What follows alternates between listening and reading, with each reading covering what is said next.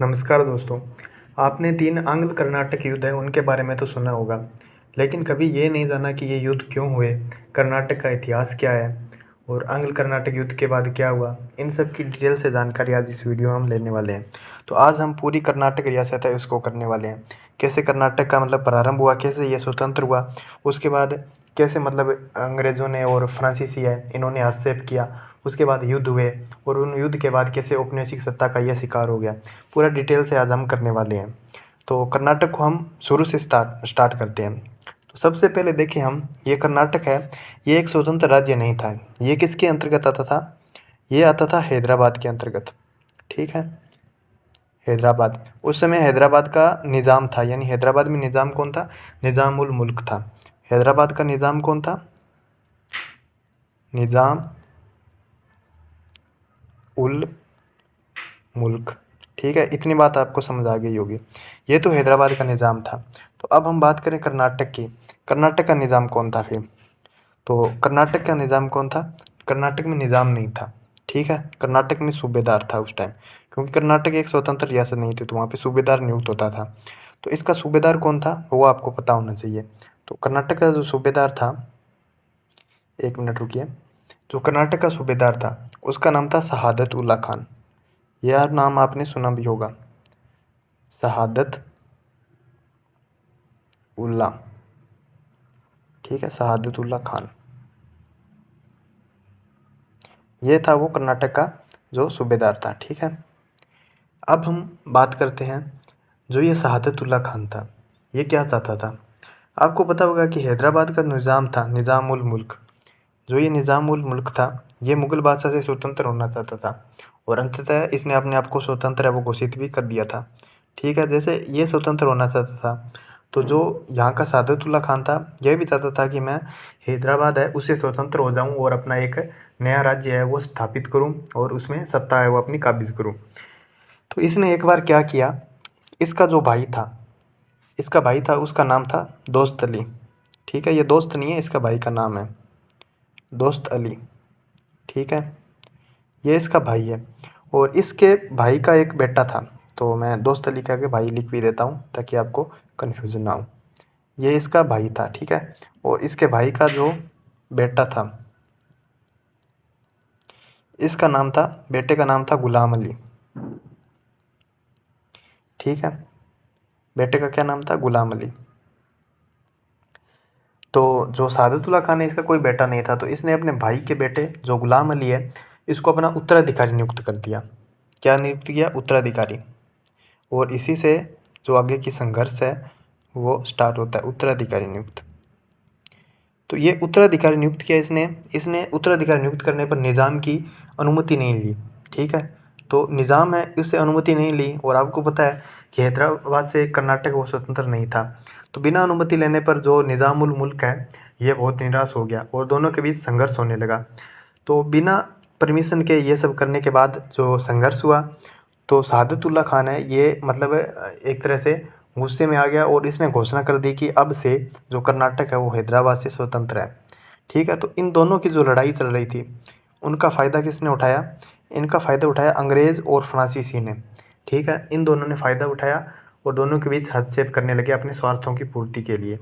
और ये शुरू हुआ था संघर्ष, मतलब 1740 के आसपास की घटना है। तो 1740 के आसपास से ये सब शुरू होने लगा और इसी के एवज में हमें प्रथम कर्नाटक युद्ध है वो देखने को मिला। तो पहला कर्नाटक युद्ध क्यों हुआ? इन दोनों के बीच जो मतलब सत्ता के लिए संघर्ष शुरू होने हुआ। संघर्ष शुरू हुआ तो अंग्रेज़ों और फ्रांसीसी है उस समय ऑस्ट्रिया के लिए उत्तराधिकार चल रहा था, वो अभी हम प्रथम कर्नाटक युद्ध है उसके अंदर देखते हैं। तो उसका मतलब इन दोनों ने राजनीतिक रूप से हस्तक्षेप करने लगे ताकि उनका फ़ायदा हो, और इस तरह से दोनों में संघर्ष से कर्नाटक युद्ध है वो स्टार्ट हुए। तो पहला कर्नाटक युद्ध देखते हैं। तो हम देखते हैं फर्स्ट कर्नाटक युद्ध। इसको आंग्ल कर्नाटक भी आप बोल सकते हैं, लेकिन हम सीधा ही लिख लेते हैं फर्स्ट कर्नाटक युद्ध। ठीक है, ये कब हुआ था? इसकी डेट है वो ज़्यादा एग्जाम में नहीं पूछी जाती, क्योंकि कुछ जगह लिखा होता है 1744 से 48-46 तक, और कुछ जगह लिखा होता है 1740 से 48, क्योंकि डेट पूरी तरह से कंफर्म नहीं है। क्योंकि आपको पता होगा कि इन दोनों के बीच संघर्ष कैसे स्टार्ट हुआ। जो उसने उत्तराधिकारी नियुक्त किया उसके बाद से संघर्ष स्टार्ट हुआ। और कर्नाटक युद्ध में बदल गया। तो पूरी तरह से शुरुआत नहीं मान सकते, थोड़ी थोड़ी बातें मतलब अनबन हुई, उसके बाद से एक तरह से युद्ध में ये बदल गया। तो हमको इस तरह से डेट है वो उसमें थोड़ा सा वेरिएशन आपको देखने को मिल जाता है, लेकिन आपको इसका कारण पता होना चाहिए। एग्ज़ाम में आपसे कारण ज़रूर पूछता है कि जो प्रथम आंग्ल कर्नाटक युद्ध हुआ था उसका कारण क्या था, रीज़न क्या था। तो कारण आपको पता होना चाहिए। इसका क्या कारण था? इसका कारण था ऑस्ट्रिया का उत्तराधिकार। हम बात कर रहे हैं कर्नाटक युद्ध की, और ऑस्ट्रिया का उत्तराधिकार इसमें कहाँ से आ गया? तो इसके लिए आपको डेट देखिए, डेट पे नज़र डालनी होगी। तो ऑस्ट्रिया के उत्तराधिकार का संघर्ष, ठीक है, ये मैं एक बार लिख देता हूँ, फिर हम आगे की चर्चा स्टार्ट करते हैं। ऑस्ट्रिया के उत्तराधिकार का संघर्ष, ये इसका कारण माना जाता है। तो 1740 से 48 का बात है। तो इस समय दो महाशक्तियाँ थीं। जो यूरोप की बात करें वहाँ पे, तो एक तरफ तो कौन था? ब्रिटेन था, ठीक है, और दूसरी तरफ कौन था? फ्रांस था। ये दोनों ही ऑस्ट्रिया पर अधिकार करना चाहते थे और उसके लिए दोनों में युद्ध चल रहा था। और उसका फ़ायदा इन्होंने कहाँ उठाया? भारत के अंदर। भारत में कैसे? भारत से इन्होंने मतलब हस्तक्षेप करने की कोशिश की, ताकि फ्रांसीसी है इन्होंने भी की और ब्रिटेन वालों हैं इन्होंने भी की, ताकि वहाँ पे इनकी स्थिति कमज़ोर हो जाए और भारत की तरफ वहाँ से अगर छूटे तो भारत में इनके मतलब थोड़ी सा प्रभाव है वो मजबूत हो जाए, इस तरह से। तो दोनों ने आपस में मतलब संघर्ष है वो स्टार्ट कर दिया था। और ब्रिटेन की जो नौसेना थी उसका उत्तराधिकारी कौन था, ये आपको पता होना चाहिए। तो इसकी जो नौसेना है इसका उत्तराधिकारी था वारनेट, ठीक है। और फ्रांसीसी के अंदर आपको जो गवर्नर था, डुप्ले का नाम तो सुना ही होगा आपने, ठीक है। इन्होंने क्या किया? जो फ्रांस का गवर्नर था डुप्ले था, ठीक है। जो नौसेना अधिकारी वारनेट था, इसने क्या किया? जो फ्रांसीसी जहाज़ था उसको ध्वस्त कर दिया। तो ध्वस्त किया तो फ्रांसीसी इससे काफ़ी निराश हो गए। और डुप्ले ने क्या किया? डुप्ले ने सहयोग लिया, किसका? मॉरिशस के, मॉरिशस से जो गवर्नर थे वहाँ के, उनके नाम था लो बर्डेनो। इनसे हेल्प ली और दोनों ने संयुक्त रूप से क्या किया? कर्नाटक के नवाब थे, क्योंकि कर्नाटक पे उस टाइम से अंग्रेज भी अधिकार चाहते थे। तो जो मद्रास है वहाँ का शासक कौन था? अनबरुद्दीन, कर्नाटक का नवाब। यहाँ पे अधिकार कर लिया। तो फिर यहाँ पे अधिकार किया तो अनवरुद्दीन ने इसका विरोध किया, ठीक है। अनवरुद्दीन ने विरोध किया तो इसने क्या किया फिर? इसने महफूज खान के नेतृत्व में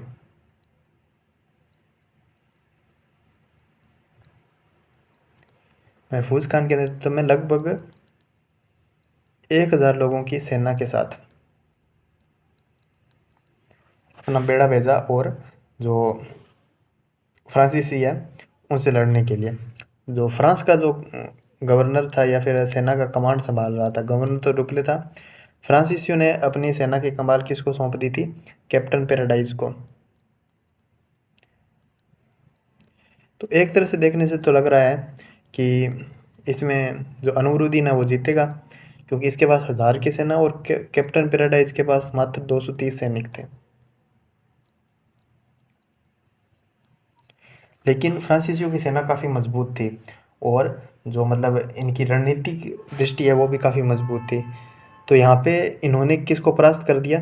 अनवरुद्दीन की सेना है इनको परास्त कर दिया।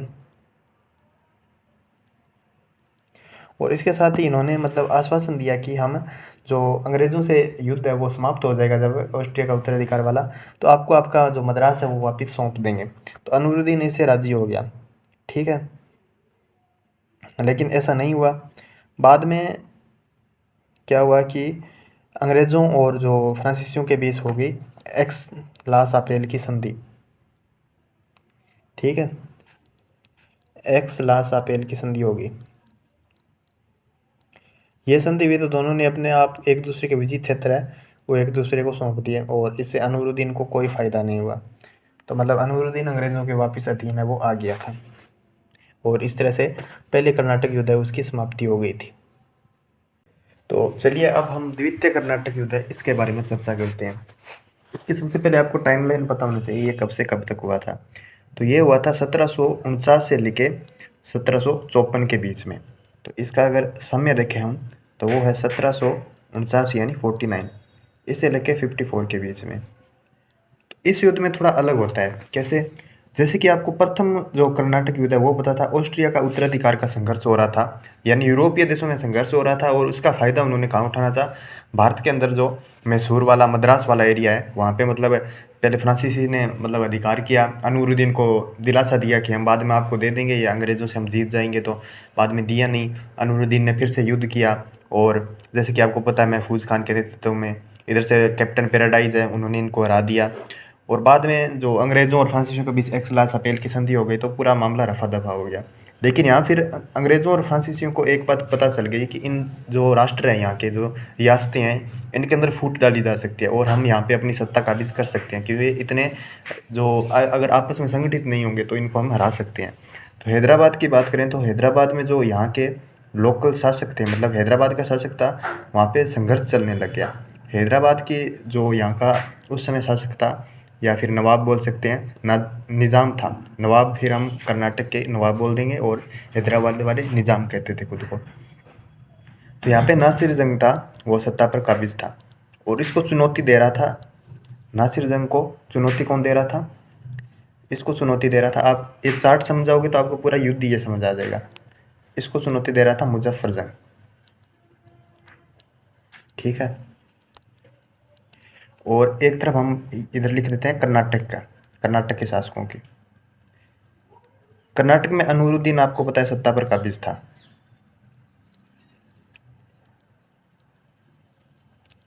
इस समय कौन था, अनवरुद्दीन। और इसको चुनौती दे रहा था इसका बहनोई जिसका नाम था चंदा साहब। चंदा साहब बोल रहा था कि मैं यहाँ का शासक बनूंगा और ये बात पता चल गई अंग्रेज़ों और फ्रांसीसियों को। तो फ्रांसीसियों में क्या किया, जो डुप्ले था, डुप्ले की हम बात करें, यह था फ्रांस का गवर्नर। तो डुप्ले ने क्या किया, डुप्ले ने जो कर्नाटक के अंदर है जो हैदराबाद है उसके अंदर तो मुजफ्फर जंग को अपना समर्थन दिया कि हम आपको शासक बनाने में मदद करेंगे। और जो कर्नाटक थे वहाँ के जो नवाब थे चंदा साहब, जो नवाब नहीं बने थे, उनको बोला कि हम आपको नवाब है वो बना सकते हैं, आप हमारी हेल्प ले लीजिए और बाद में बदले में अगर आप नवाब बन गए तो हमें भी कुछ सहायता करना। तो दोनों मान गए। तो ये बात अंग्रेज़ों को पता चली तो अंग्रेज़ों ने भी फिर हार नहीं मानी और अंग्रेज़ों ने क्या किया, अंग्रेज़ों ने नासिर जंग है जो ब्रिटिश थे, हम ब्रिटिश की बात करें, उन्होंने हैदराबाद में तो नासिर जंग को समर्थन दिया और जो कर्नाटक है उसमें अनवरुद्दीन को समर्थन दिया। आपको पता होगा कि फ्रांसीसी जो डुप्ले के नेतृत्व में काफ़ी मजबूत थे और डुप्ले उसकी कूटनीतिक बोले रणनीतिक जो भी रणनीतियाँ थी वो काफ़ी मजबूत होती थी। तो इसने क्या किया, मुजफ्फर जंग है इसके सहयोग से और चंदा साहब के सहयोग से युद्ध किया जो कि कब हुआ, 1749 के अंदर हुआ। इसको बोलते हैं अंबूर की लड़ाई,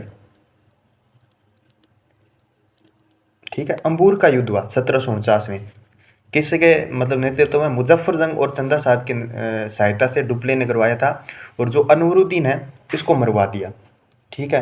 तो अनवरुद्दीन मर गया, अगर अनवरुद्दीन मर जाएगा तो आप बताइए कौन शासक बनेगा, फिर यहाँ का शासक बन गया चंदा साहब।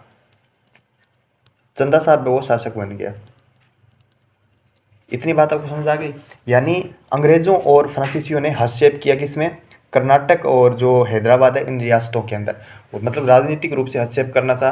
और फ्रांसीसी पहले चरण में देखिए मजबूत हमें दिखाई पड़ रहे हैं, चंदा साहब है उनको शासक बनवा दिया, मतलब डायरेक्ट रूप से जो फ्रांसीसी है उनका समर्थन इनको मिल रहा है, तो फ्रांसीसी की जो स्थिति है वो मजबूत होने वाली है। तो कर्नाटक का नवाब बन गया चंदा साहब और उन्होंने फिर नासिर जंग है उनको भी मरवा के मुजफ्फर जंग को नवाब है वो बनवा दिया। तो अब इससे फ्रांसीसियों को क्या फ़ायदा होगा वो भी हमें देखने को मिलेगा, तो मैं आपको बता दूँ। अब जो ये युद्ध होगा इसके अंदर हम देखते हैं, जो युद्ध हो गया उसके बाद आगे और भी संघर्ष देखने को मिलेगा। तो हम सबसे पहले बात करें कि जैसे कि आपको पता है अंबूर की लड़ाई हुई और कर्नाटक का नवाब कौन बन गया, चंदा साहब बन गया। और इधर हैदराबाद का जो निज़ाम था वो कौन बन गया, मुजफ्फर जंग है वो बन चुका है। इससे डुप्ले को क्या फ़ायदा हुआ? तो सबसे पहले हम मुजफ्फर जंग की बात करें, जो हैदराबाद का निज़ाम था। मुजफ्फर जंग ने क्या किया, मैं पहले नाम लिख देता हूँ, मुजफ्फर जंग। इसने फ्रांसीसियों की क्या हेल्प की? तो मुजफ्फर जंग ने काफ़ी हेल्प की। मुजफ्फर जंग की हम बात करें तो इसने क्या हेल्प की वो देखते हैं हम। सबसे पहले तो इसने जो फ्रांसीसी है, इसने डुप्ले को, मतलब फ्रांसीसी या डुप्ले किसी को मान सकते हैं। एक तो मसूलीपट्टनम है, ये क्षेत्र आपको पता होगा, मसूलीपट्टनम। और दूसरा क्षेत्र हम लेंगे, एक और क्षेत्र था पांडिचेरी।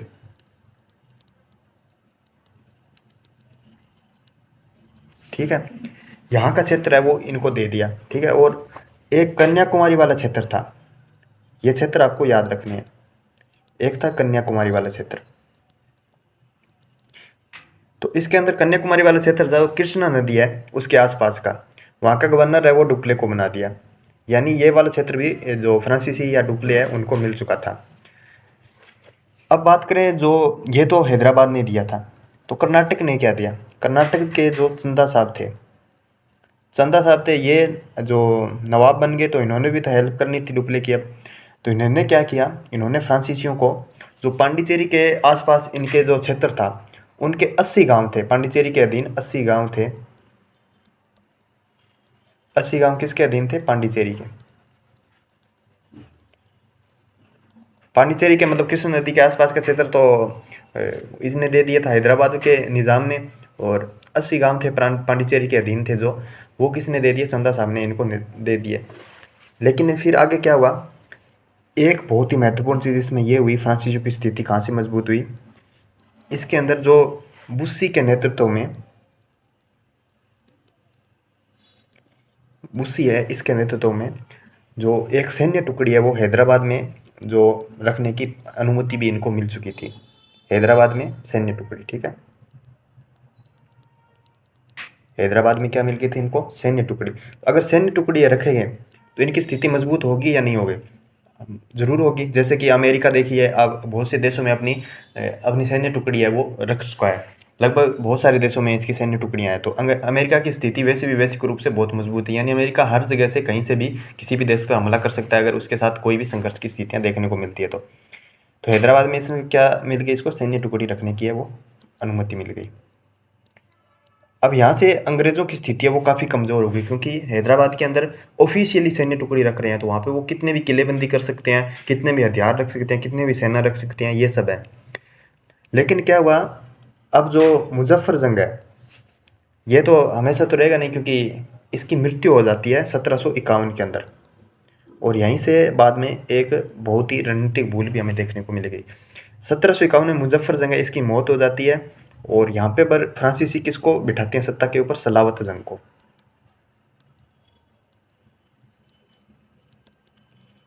पहले मुजफ्फर जंग था और मुजफ्फर जंग की जगह कौन आ गया? सलावत जंग आ गया है।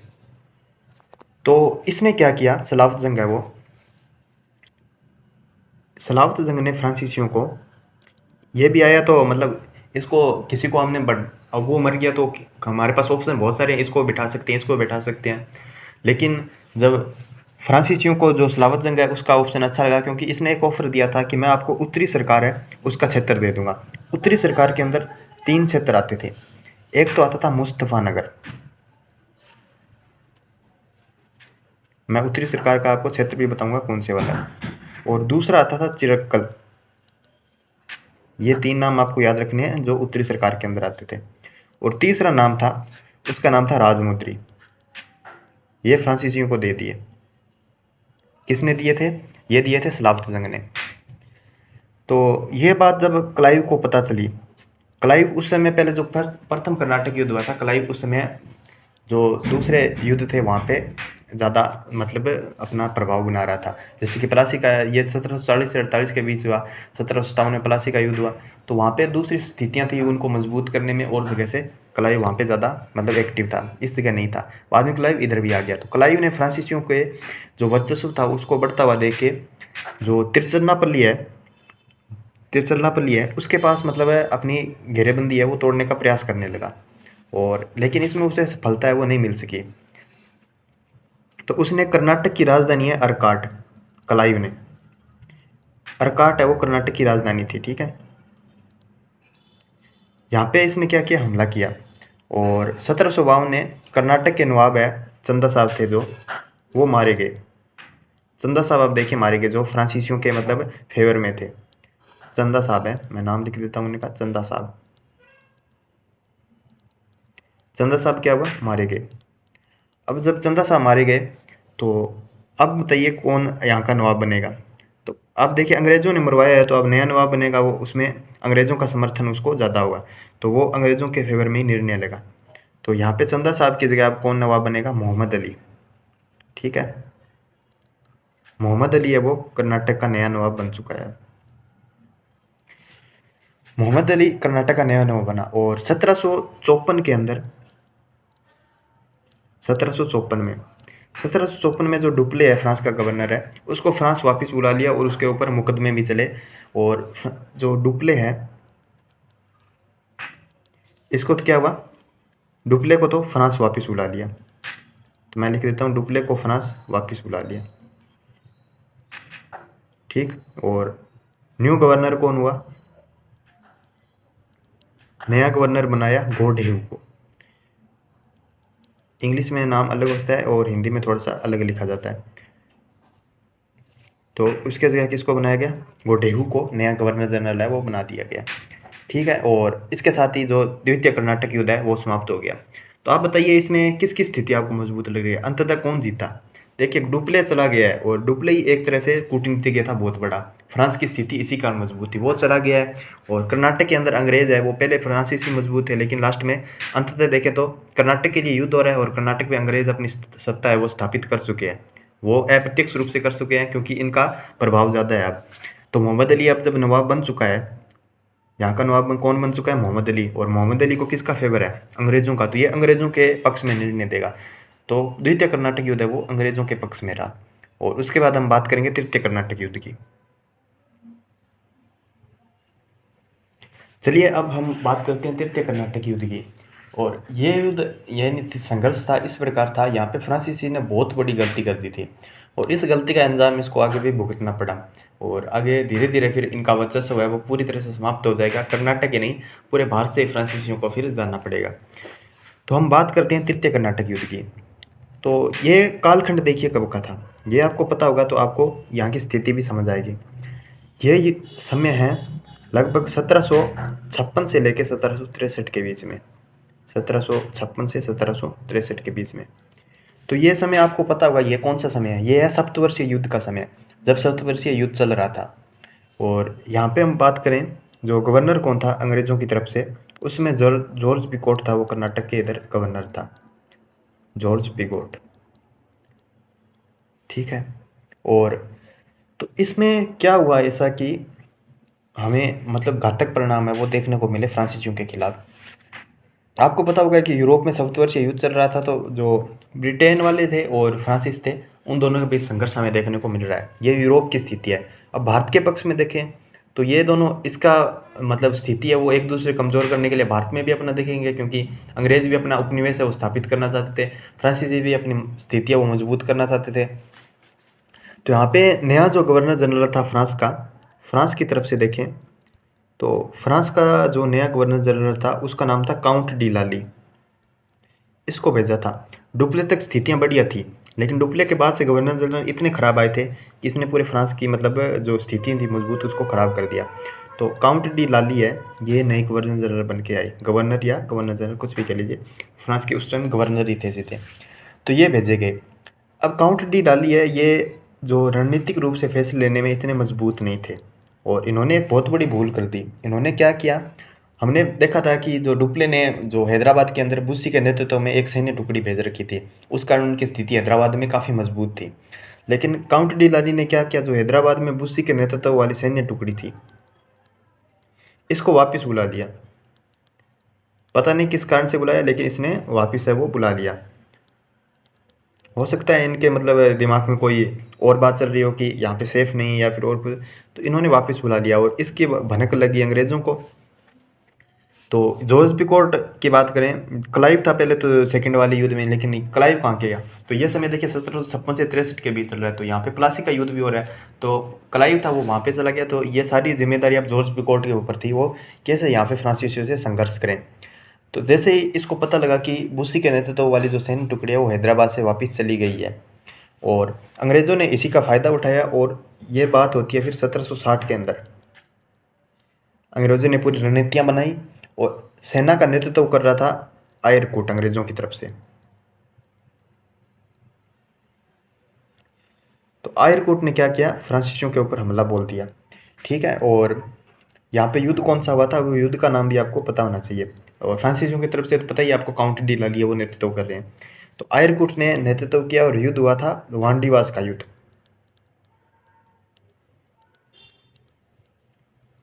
वांडीवास का युद्ध, ये युद्ध काफ़ी इम्पोर्टेंट है। तो इस युद्ध के दौरान काउंट डी लाली है, उन्होंने फ्रांसीसियों का नेतृत्व किया और अंग्रेज़ों ने फिर इनका सामना किया। और अंग्रेज़ों ने जो पांडिचेरी था, माहे था, जिंजी था, इन सभी क्षेत्रों को फ्रांसीसियों से छीन लिया, यानी एक तरह से फ्रांसीसियों को हरा दिया। और 1763 के अंदर फिर क्या हुआ, सप्तवर्षीय युद्ध समाप्त हुआ, तो पेरिस की संधि हुई थी, आपको पता है। 1763 में सप्तवर्षीय युद्ध के समाप्त के बाद क्या हुआ, पेरिस की संधि हुई। 1763 में हुई पेरिस की संधि।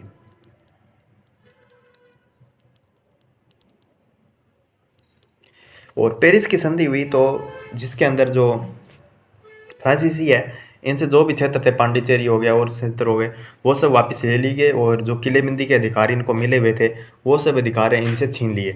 किन से छीन लिए, फ्रांसीसियों से।